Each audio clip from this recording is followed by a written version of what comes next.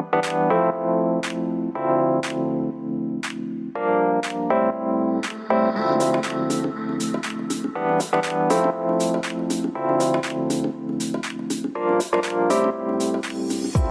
to the Future Is Freelance podcast, brought to you by Zolo, the operating system of the solo economy. Every week, we'll be serving up an audio cocktail of expert tips, inspired insights, and stories from the frontiers of freelancing to help you grow your borderless business to new heights and live life on your own terms. So kick back, grab a snack, and let's get started.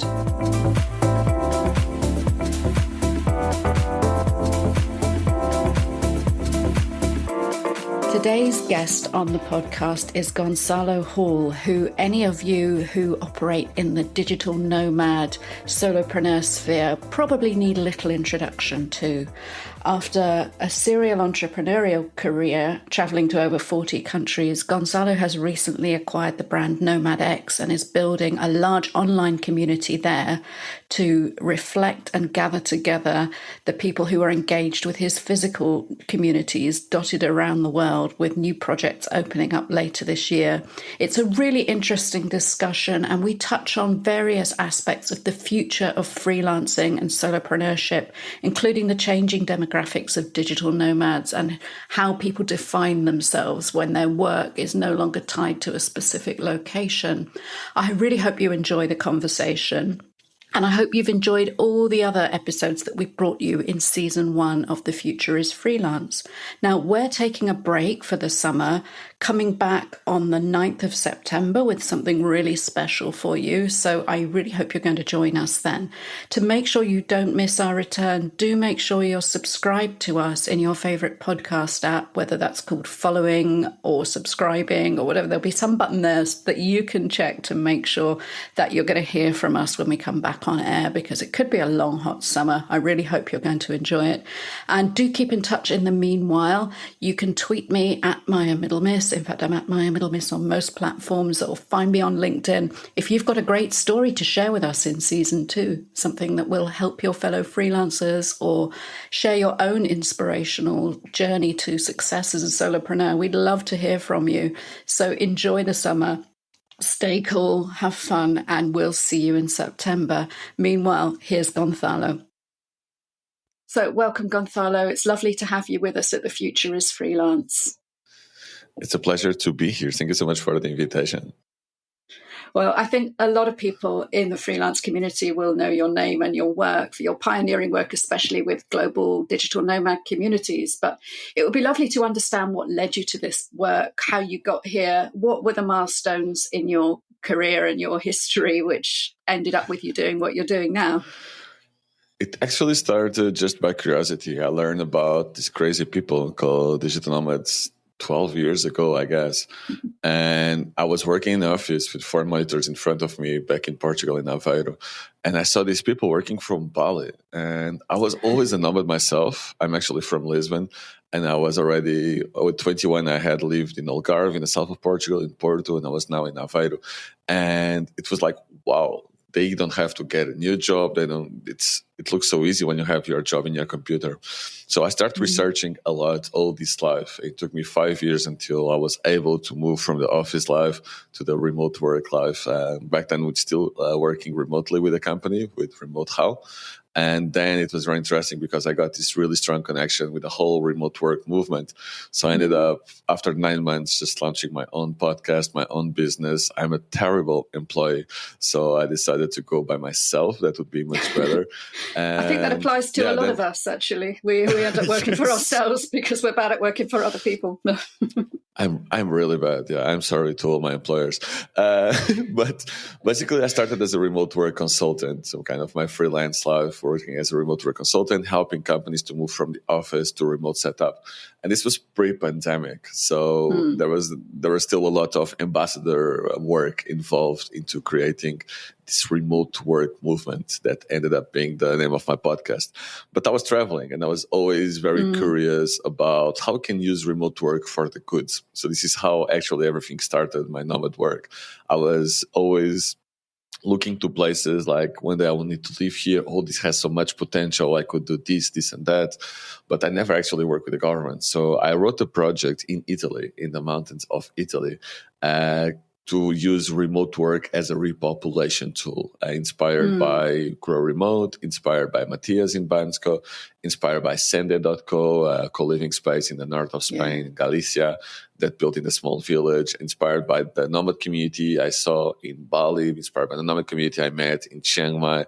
So I got all these experiences together to build this project that was community-based, how to build communities in beautiful places which are perfectly connected with the locals, that are not a bubble, and that come for good, so that have a positive impact and not a negative impact like most tourism.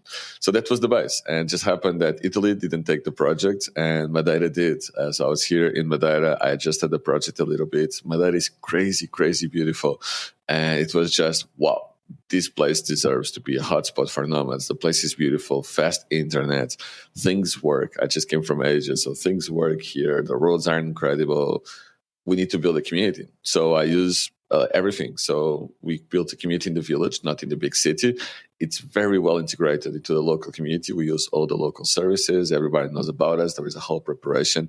And without knowing very well, I ended up now being a consultant for governments. So I moved a little bit from companies to governments. And now I work for governments. And later I acquired NomadX from Dave, my big friend, Dave Williams, and to be the brand around everything I'm doing. There is an issue. There is only one Gonçalo, very problematic. And there is now 3 locations opening the 4th on the 1st of November. That will be Brazil. So I cannot divide myself. So we created NomadX as all these communities have the same feeling. They have the same structure. They have the same connection with the locals. They have the same giving back mentality. So I ended up also launching NomadX, which is my latest project, in order to accommodate all the different communities we are now managing for governments and with governments. Brilliant. So Brazil is the next project for NomadX. Where do you see NomadX going? Will you continue to open up new locations? What's the game plan? Hopefully not. There is too many. No. And I have a little bit of FOMO. So my plan right now, and it keeps changing. First, we want to be the biggest community, and we want to also we feel that there is some leadership needed in the whole movement, so the movement doesn't go in the right direction. I started before there was any leadership. I started when the Nomad leaders were people that were influencers, so everybody wanted to become an influencer. And partially our goal is to change the conversation. We want to actually change the conversation as nomads need to give back to the local communities. Nomads should live in local communities. Nomads should live as a community. On the other side, we also feel there is a lot of solutions to be built for the nomad community. So we have our first co-living already in Madeira, in Ponta do Sol, just a 7-bedroom co-living. We are opening the second one in January, and we are actually now partnering with co-livings all around the world to install our model and manage the co-living in partnership with NomadX. So these co-livings are very specific, so they are community-based, like everything we do. But they have the decent price. We felt like co-living was becoming a luxury product. And while that's okay, that shouldn't be the norm. Luxury co-living should be the exception, not the norm. Like in Madeira, we have one co-living charging 1,600 per month per 1 bedroom. And like just behind it, costs 550. Cannot compare both, but still, like mine, anyone can live there. The other one, it's for people that are rich. So the goal is to have co-living spaces, try to anywhere in the world, price them between 800 to 900 euros. So we are opening in Switzerland, for example, within this price range, which is unheard of. So our goal is, of course, be competitive locally, but also provide co-living space as a solution.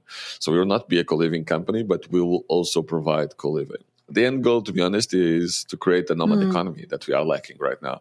Whatever it's needed by our community, we have a big community, we have a strong community, we are friends with so many people, and so many people are being attracted to Madeira, to Cape Verde, and for sure in the future for Brazil, that we are listening and see what are the problems and creating solutions. Co-living is one of them, but I'm sure we'll see like co-working spaces, co-working cafes, anything that the nomad community needs, there is a need, we will build it. And we will build it in a way that's not profit first, It's not. It's of course it needs to be profitable. It needs to be sustainable. But above all, it's built as a solution. So that's the goal. We want to create and provide solutions that are decently priced and not just very expensive for nomads. Nomads are not necessarily rich. Indeed, yes. And obviously, nomads bring their income with them, whether they're going to Switzerland or Cape Verde. They're coming into a very different local economy, and you're aiming to provide a consistent set of experiences and community activities and so on. But what were the challenges for you in terms of building that with the local communities? Do they vary depending on the location you're going into? I wonder what you've come across. Well, 100%. In Madeira, to be honest, we had no challenges, or we worked really well. Like I'm working with the government, we are working through Startup Madeira, and those guys are workaholics as me, they're entrepreneurs as me. So we understand each other and we hustle this way through. We worked a lot of 16-hour and 18-hour days to make it happen on time. In the time that nobody was doing it, and it was in the peak of the pandemic. So to be honest, Madeira, we have some struggle right now with accommodation. That's why we are building co-living spaces as a solution. I'm literally renting hotels to transform them into co-living spaces. I think it's the fight back of tourism. Okay, interesting. And so in Madeira, to be honest, it was very not easy, but we didn't face big challenges except just exponential growth, which is not a victim of your own success. I suppose you used up the island. Yeah.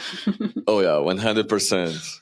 100%. And it's great. I'm not complaining at all. I think we built something incredible here that now it's the example for the rest of the world. So it's quite cool.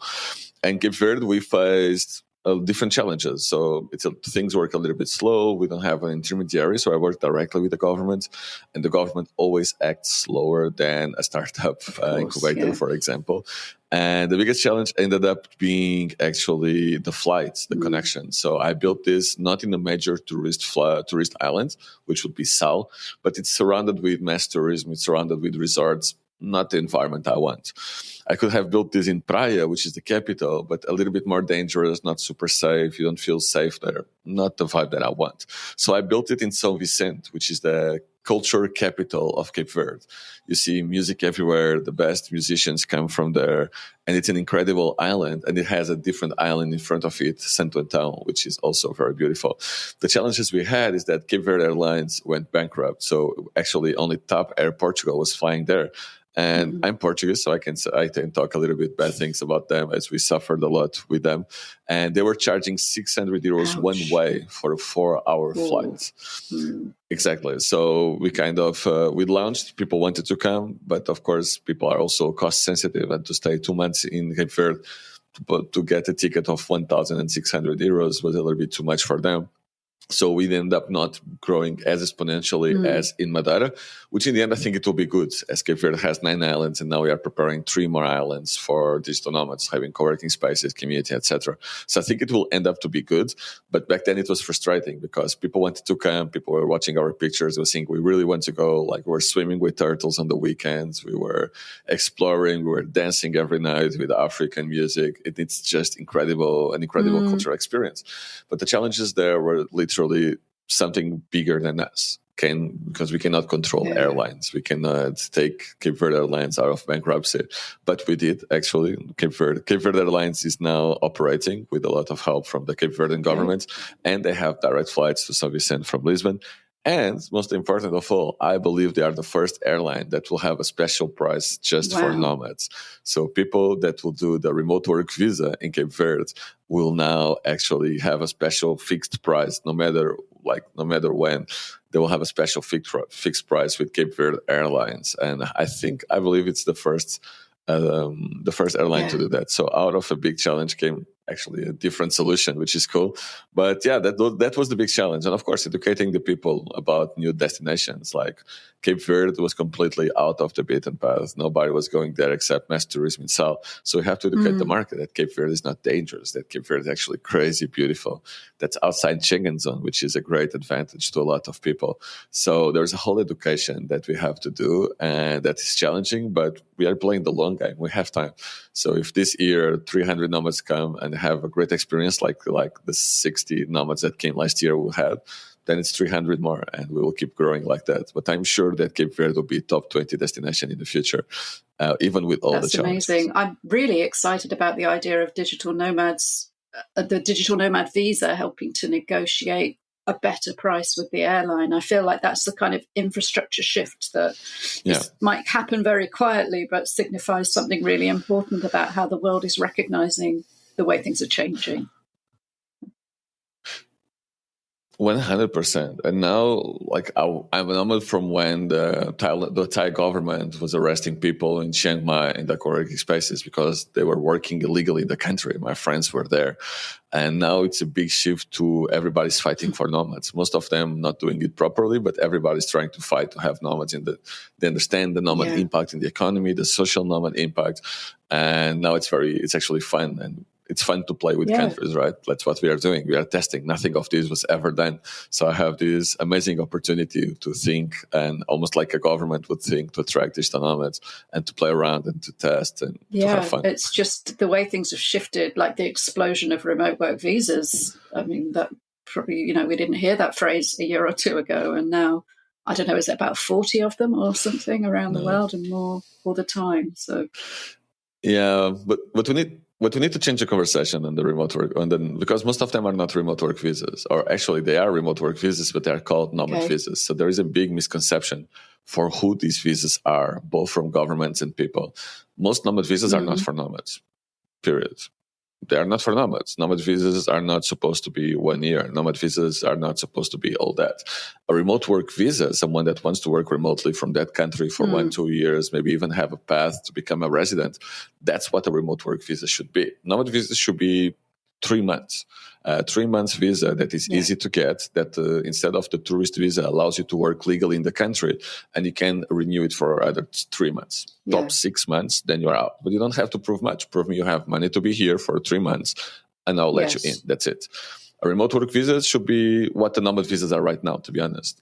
So that should be, you come here, you can stay 1 year, maybe 2. We will give you a path to become a resident. And this is what most nomad visas are, actually, a path for people to actually work there long-term and stay there long-term. The average stay of nomads are 2 months. So it's actually pointless to have visas for 1 year to digital nomads, right?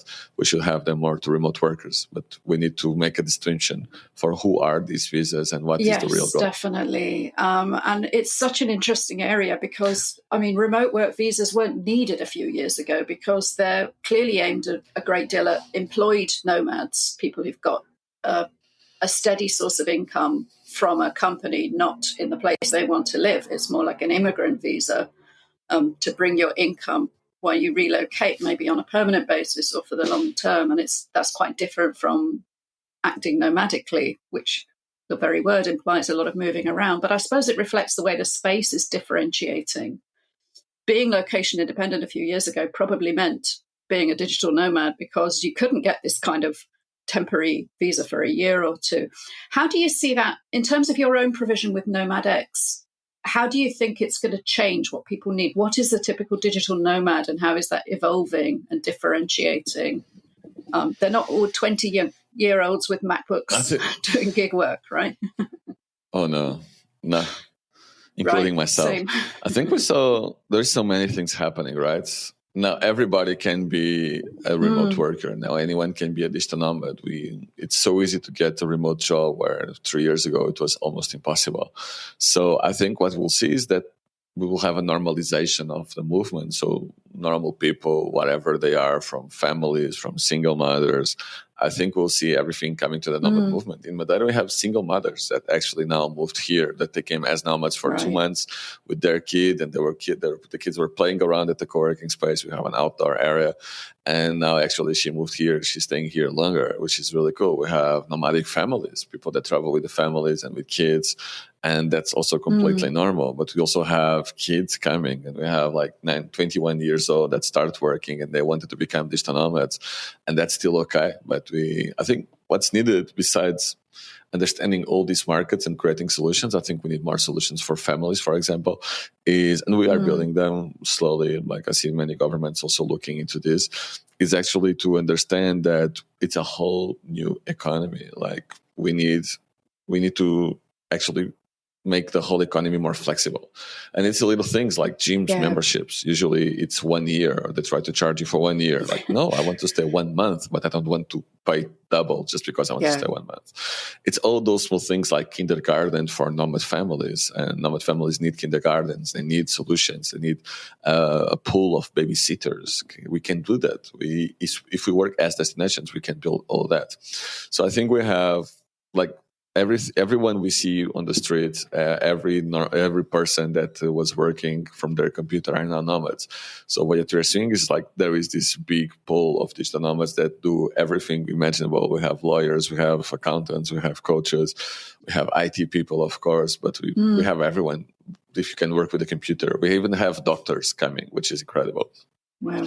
So now with all these different people, what we need to do is to create kind of new communities in society. So yeah, nomads it's a very broad expression nowadays, but I think that's what makes it fun. Talking with a doctor at lunchtime and talking with a tax strategist on the dinner, that's what make our community fun and different from everybody else, right? Yeah. So yeah, lots of different nomads coming, lots of different people coming to the movement, which is really cool. I do think that we as older nomads have this responsibility of educate a little bit on the impact we have and that we can have, both negative and positive. And we do this in Madeira very actively. And we do this with NomadX. We are partners of Nomads Giving Back.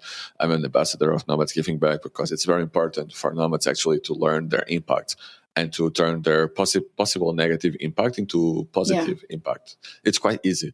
So I think it's our responsibility to educate the nomads, to spend money in the right locations, to educate nomads how to connect with the locals, to teach nomads where they should work from, and even like nomad etiquette around the world. So yeah, we are working on that as well to make sure that all these new people coming to the movement, they come with a positive mindset and they understand the positive impact they can have in the destinations and also the negative. Yeah, definitely. And it's important that the digital nomad community doesn't attract a negative reputation for living. I mean, the risk of co-living, I suppose, is that it separates people from living like a local within a local community, or maybe it can provide a bridge. But do you think it will affect the kind of accommodation and services that the demand is there for? I'll give you an example. In Bansko, I came across a co-working which had a membership which parents could share.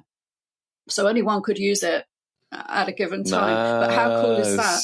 Yeah, that's so cool. Obviously that's designed for people with young children. So they trade off the childcare at spending time with the kids, and while somebody else can use the desk in the co-working. I thought that's just such an inspired idea. That's so cool. And I'm wondering what that might look like for different demographics. Like maybe you could have a pass for older kids to come and study in the co-working off peak or something like that. Do you think this is the kind of model we'll be looking at going forward? I honestly think, speaking specifically about co-working, I think we'll see two movements. I think co-working will become free in the future, which is bad news for all the co-working managers, I guess. Co-working by itself, we see it in Portugal. We have our co-working in Ponta do Sol is free, and we have 52 free co-working spaces in rural areas.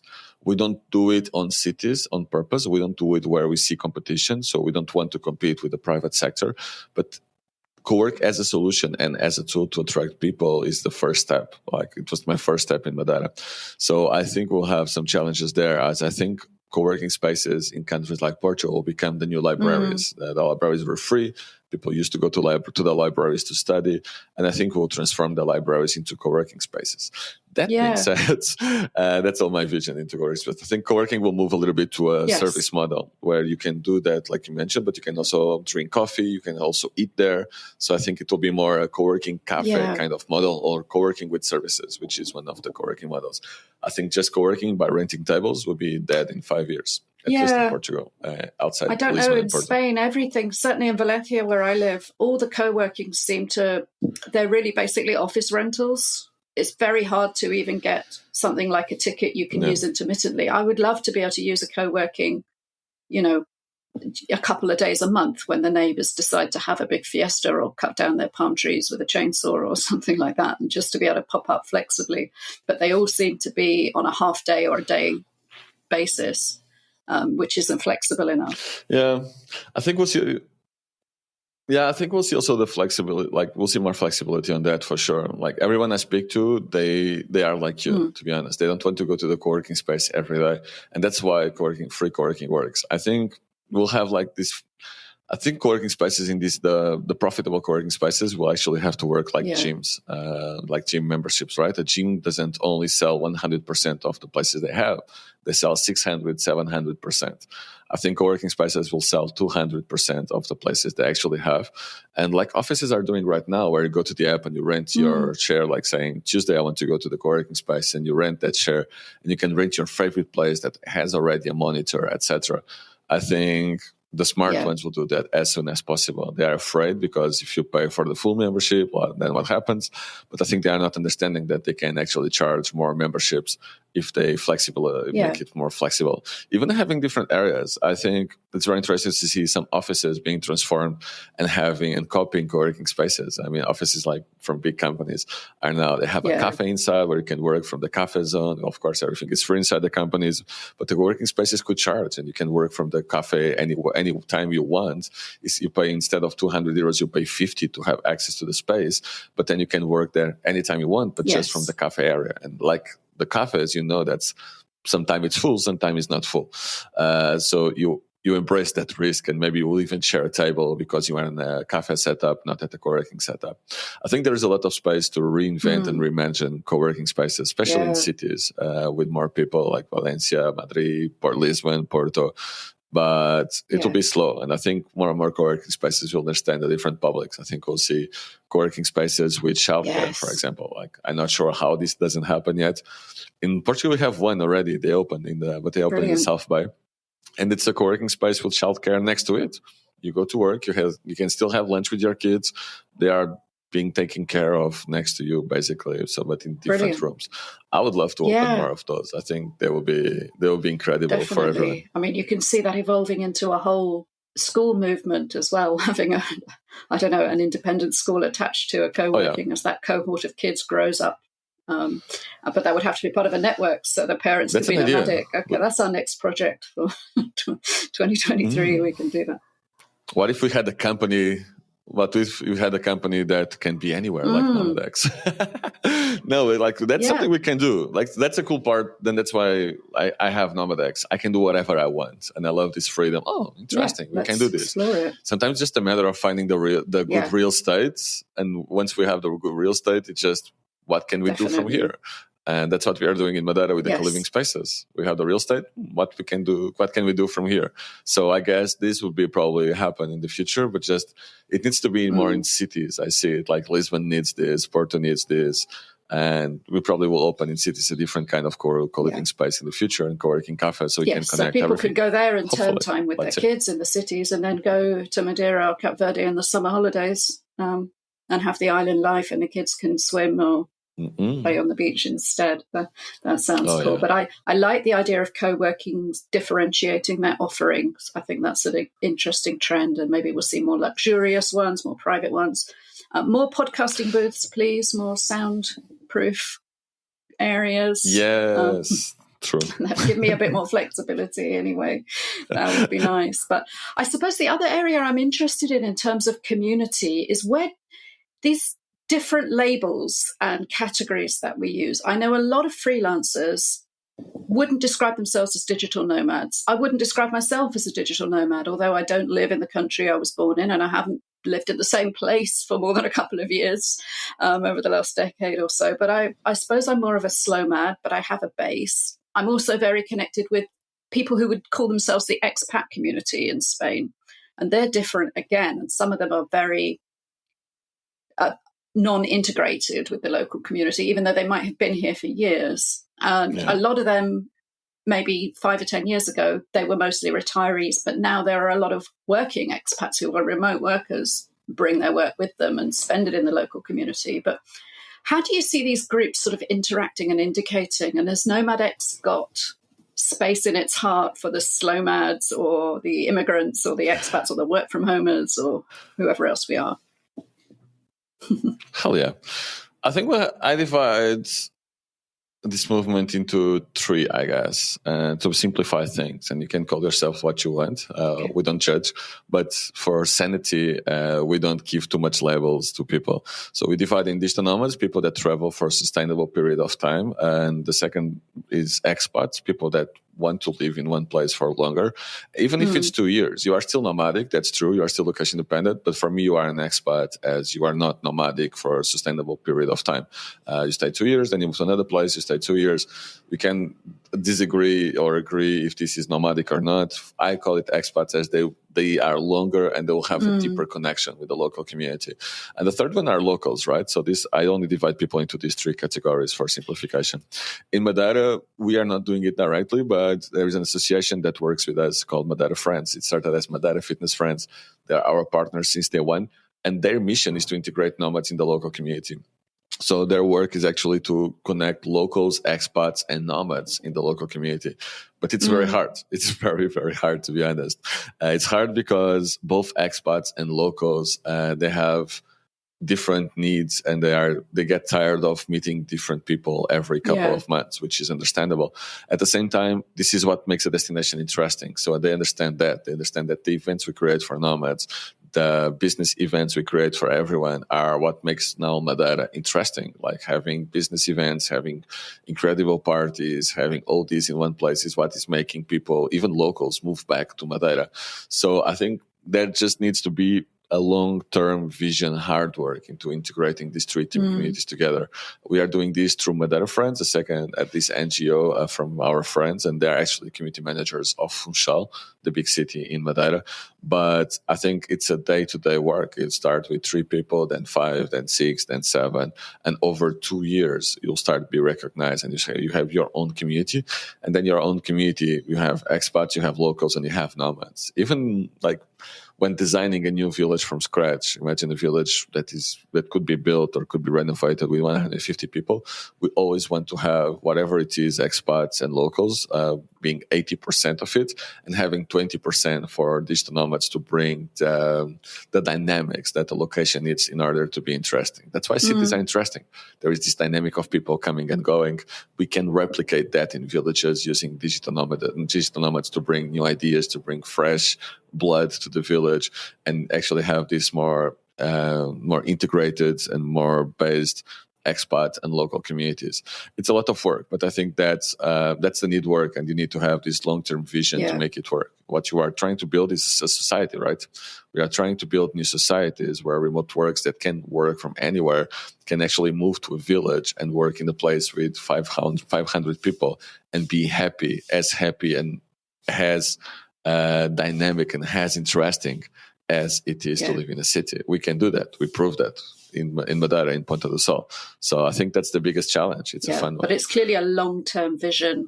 And I'm sure it's really exciting to think about. There are people starting to travel now for the first time, not just since before the pandemic, but people whose life and work and mindset didn't really liberate them to do that before the pandemic, whatever they did. And there seems to be this unlocking of the world in a more of a mindset way as well as a physical one, leaving aside the chaos that's going on at airports at the moment, which will hopefully sort itself out soon.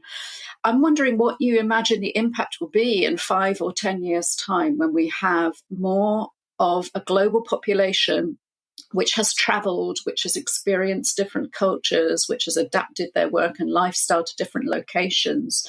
If we get the crystal ball out for a moment, what do you foresee as the impact on global society? I think we see this with the Erasmus project in Europe, right? People are much more open to differences. Everybody speaks English. People that went to Erasmus, they have a different mindset, which is really, really, really cool. So I think we'll see a little bit more of that. People with a different mindset, people that think differently, but people also that, I say a lot, it's impossible to be racist if you lived in Africa, for example. It's impossible to have preconceptions against Asians if you lived in Indonesia, if you lived in Bangkok, because you understand that in heart, we are all the same. There is no differences. We have cultural differences, like I have cultural differences even inside Portugal, But in the world, we are pretty much all the same. And it's very hard to be racist after you live in Cape Verde and you met incredible Cape Verdeans. And it's very hard, very, very, very hard, because suddenly, even if you are biased against them, suddenly you are living in the middle of everyone, and suddenly you make friends. Suddenly you go to parties, it's like, oh, these guys are cool. So it's almost impossible. So I see like the Nomad community to be the first step to actually decrease of the craziness that's happening right now in the world with extremists everywhere. I think we all have different ideas, but I think we are going to this non-think kind of situation where we just answer with whatever, we just repeat, we don't even think. So I think we'll see more and more of that for sure. On the other side, I see people leaving the cities. I see people moving out of the cities and going to smaller places, smaller cities, villages. Tulsa in the US is doing great work. We are working with Ponta do Sol. I'm in love with villages. I moved from Lisbon to a village, and I couldn't be happier to have this local community, to have this local support.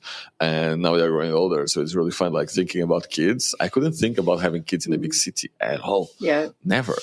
In the village, I can see, because there is a support system. There is my friends. If something goes wrong, we are a family here. So all these differences on having more local communities like this, on going out of cities, going back to villages, I think it will create a kind of a new global order. Even the way the governments are thinking about countries, Portugal, for example, it's everything about Lisbon, new projects, Lisbon. I think that's all. Like what we see in Lisbon, I think what we'll see in the future. We see expats moving into Lisbon, people with high incomes. We see Portuguese leaving Lisbon because they understand it's not the best place to live anymore, and we don't have the money to stay.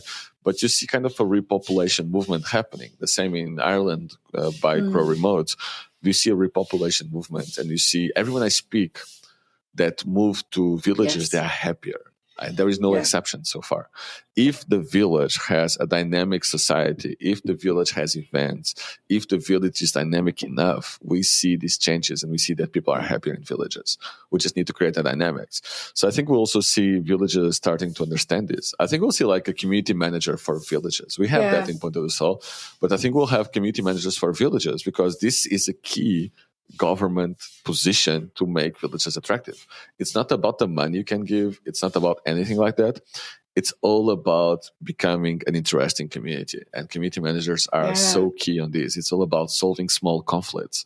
And again, community managers are so important to this. So I think we'll see the good villages, the best villages will have community managers. Them. People will look for those roles and see that. That's 100%. Such an I followed a similar trajectory with you, that I left London because I had a young family. That's why I ended up in villages in Spain.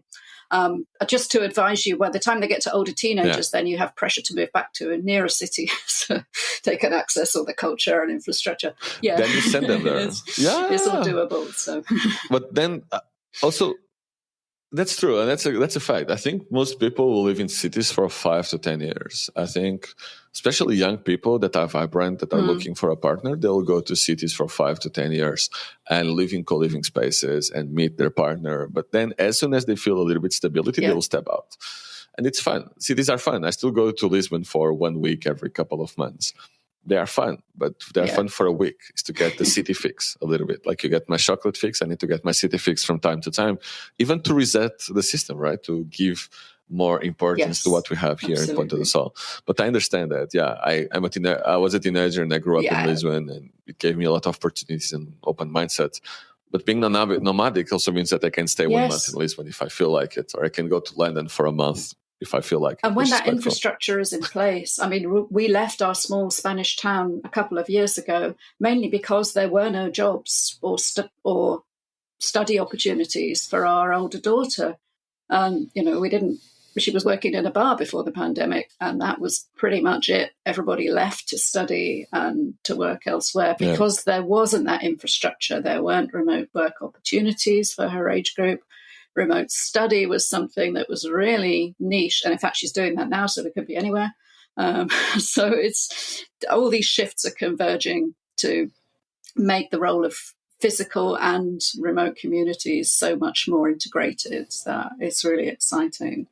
So, I think it's going to be a good time. But the world will keep saying we will keep saying over and over again the same word, which is the key for the future: community. I think we lost our community when we moved to big cities. Even in big cities, it's very hard to keep a community. And I think after COVID, we now understand the power of community. We now understand that community is one of the pillars of happiness, and that community is so key for our well-being, as key as being in nature, is as key as actually doing sports. If you do sports, you are in nature, but you are alone, probably will not be happy. So these are the three pillars of happiness, and community. Community is the key of the future. That's why we changed NomadX to be a community, and everything we are doing is building communities. That's the core. Brilliant. We can discuss. We are working with governments. We are doing lots of things. In the end of the world, we are creating a co-living community. We are creating a village community. We are creating communities all over the place. That's the core of what we're doing. So what should listeners do if they're inspired after hearing this conversation? Where would you like to direct them? Where can they find out more? Definitely nomadx.com. It's all our communities are there. You have more information about Caparica, Madeira, Cape Verde, and soon Brazil. And just if you are starting this journey, my biggest advice is travel between communities. Find where communities are and travel between them. Of course, where we are, there is community, but there are communities in Valencia, there are communities in Lisbon, there are communities in Bansko. And once you start by community, you just speak with other people, because everybody else is traveling between communities. If you come to Madeira, people tell you where they are going next, and it's mostly traveling between communities. So the most important is really to start with a strong community, and everything will just unfold from there. Just start with the community. You'll meet incredible people, and then everything will fold. For following my ideas and my craziness and whatever I write, I post everything on LinkedIn. So Gonçalo Hall on LinkedIn, and it's where I write my craziness. We'll put all the links in the show notes so that everybody who's inspired by this and wants to find their own community, wherever that is, online or wherever in the world, or wherever you might be inspired to pack your bags and pay a visit to, you'll be able to keep up with Gonçalo and NomadX and this wonderful tribe of people out there. Even if you haven't met them yet, they're waiting for you to join them. So, Gonçalo, thank you ever so much for joining us today on The Future is Freelance. It's been a really interesting conversation. Thank you so much, Maya. Thank you for the invitation. You've been listening to the Future is Freelance podcast, brought to you by Zolo.io, who offer compliance, taxation, invoicing, and admin solutions for fiercely independent solopreneurs across the globe. From simply getting paid to launching a full EU-based limited company, Zolo has you covered, thanks to Estonian e-residency and a superb suite of streamlined business software. If you enjoyed the show, please like, rate, and comment, and subscribe to our feed wherever you get your podcasts.